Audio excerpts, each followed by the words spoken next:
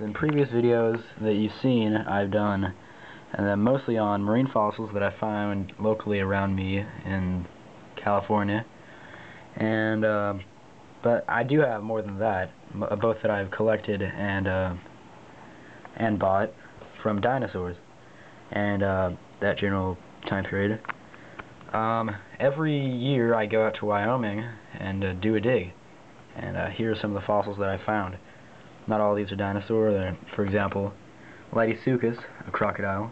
I have several teeth from that animal. You can see their teeth get quite big and quite small, but they're both the same species.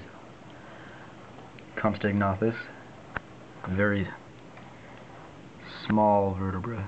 I'm surprised to find that. Some stingray teeth. Those are an example of some marine fossils you can find there, as well as, fish vertebrae and fish teeth. Dromaeosaurus teeth. Now these are really nice. All of these I found myself. This is a nice serrated tooth, possibly feeding damage on the end. You can see there. Very nice. Smaller tooth.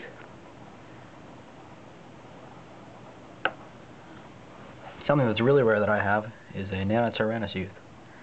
This is one of only 3 places in the world where Nanotyrannus fossils have been found.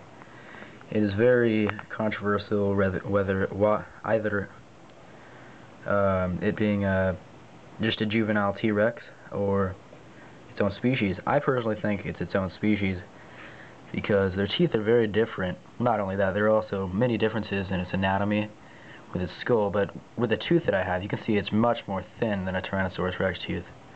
Although I don't have a fossil to actually compare it for you, I can tell you from experience. You could look at pictures all over the internet. You probably have pictures comparing them as well. But anyways, that's really rare.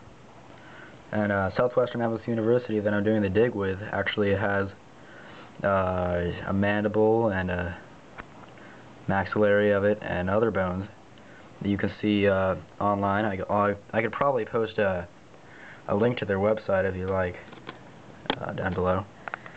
Anyways, other things you find is ossified tendons from different species of dinosaurs. You find crocodile bone, probably from Dinosaur. Garfish scales. You can also find amber there. It's pretty interesting. Now, one of the most common fossils to find there, of course, just besides bone fragments, would be Hadrosaurus teeth. I have a lot of these.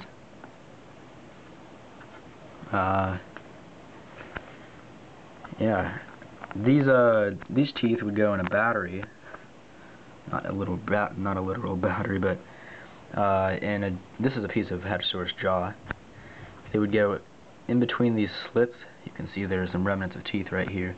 These are all collected by me, and there would be hundreds and hundreds of teeth in there. Other pieces of the Hadrosaurus jaw, some turtle shell, and probably alligator scutes there too. And yeah, so these are all fragments of Hadrosaurus teeth that I've collected. This was just last summer. Let's see, here's an interesting piece of split Hadrosaurus tooth. Don't think you can see that, but it has an interesting pattern there. Some really nice ones from 2 summers ago, first time I went. Now this I actually bought. This is probably the only dinosaur fossil that I bought.